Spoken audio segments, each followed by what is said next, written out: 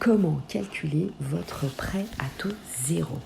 Ici Sophie Vergès, bonjour à toutes, bonjour à tous. Je vous souhaite la bienvenue sur ce nouveau podcast. Comment calculer votre prêt à taux zéro? Alors, vous ne le savez peut-être pas, mais vous pouvez tout à fait, lorsque vous acquérez un bien immobilier ou lorsque vous faites un investissement et que vous passez donc par un crédit immobilier, eh bien, contracter plusieurs crédits immobiliers. Ce n'est pas qu'un seul crédit qui va vous permettre d'acquérir. Et justement, vous pouvez tout à fait emprunter à taux zéro. Donc, je vais vous expliquer évidemment dans ce podcast comment ça se passe. Le prêt à taux zéro est réservé uniquement aux particuliers dont les revenus ne dépassent pas un certain plafond. Donc, évidemment, ça dépend de certaines conditions. Ça va dépendre aussi du nombre de personnes, évidemment, qui vont vivre dans le logement et de la localisation du bien immobilier. Faites-vous accompagner, bien sûr, par un courtier en prêt immobilier d'habitation. C'est toujours mieux et il saura, bien sûr, vous aider.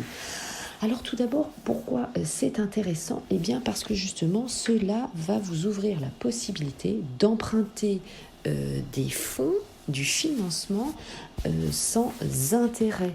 Donc ça, évidemment, c'est la clé. Ça va être une partie, puisqu'on l'a vu, ça dépend évidemment de certaines conditions, une partie de l'argent va être financé par ce prêt. Donc ça, c'est vraiment super intéressant. Donc ne vous privez pas évidemment de cette possibilité-là. Donc je vous le répète, ce prêt doit toujours venir en complément d'un autre ou de plusieurs autres crédits immobiliers.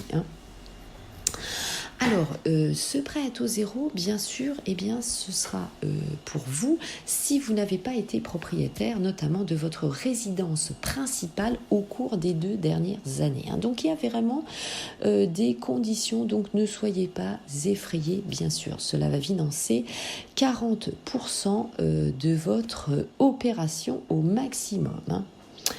Ce montage, en plus, est complètement gratuit, donc vous n'aurez pas de frais de dossier et pas d'expertise. La durée du remboursement de ce prêt s'étend entre 20 et 25 ans et va comprendre 2 périodes. Une première période de différé durant laquelle vous ne rembourserez pas votre prêt.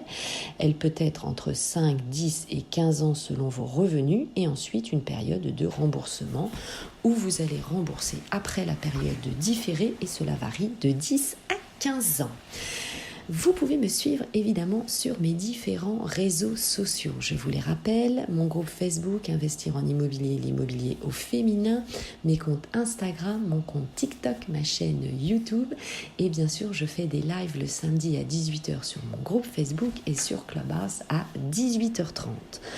Ensuite, comment ça se passe pour calculer? Eh bien, je vous recommande bien sûr le site du gouvernement Simulateur. Donc, c'est un simulateur, ça va s'appeler service-public.fr. Et bien voilà, c'était tout pour ce podcast. Je vous remercie de m'avoir suivi et à très bientôt pour la suite. Très bon investissement à vous. Ciao, ciao!